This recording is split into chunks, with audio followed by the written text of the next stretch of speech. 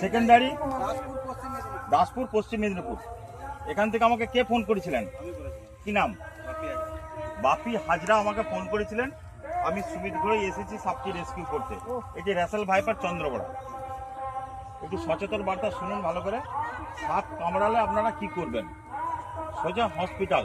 ওঝা গুণিন বাঁধন কাটন করতে গেলে সময় নষ্ট হবে, সেই রুগীটা মারা যাবে। সেই জন্য সাপে যদি কাউকে কামড়ায় যত তাড়াতাড়ি সম্ভব হসপিটালে যাবেন, ঠিক আছে?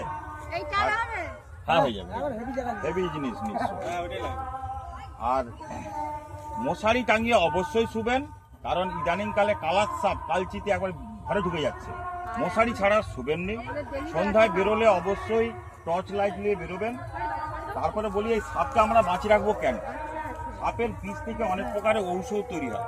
আমাদের যে হার্ট ব্লক হয়ে যায়, হার্টের রোগ, তার জীবনদায়ী ঔষধ তৈরি হয় চন্দ্রবড়ার বিষ থেকে। সাপে কামড়ালে যে ওষুধটা দরকার হয় অ্যান্টিভাইরাস, সেইটা এর বিষ থেকেই তৈরি। এই জন্য সাপকে বাঁচিয়ে রাখতে হবে। তাই আমরা এই সাপকে নিয়ে গিয়ে গভীর জঙ্গলে ছেড়ে দেবো।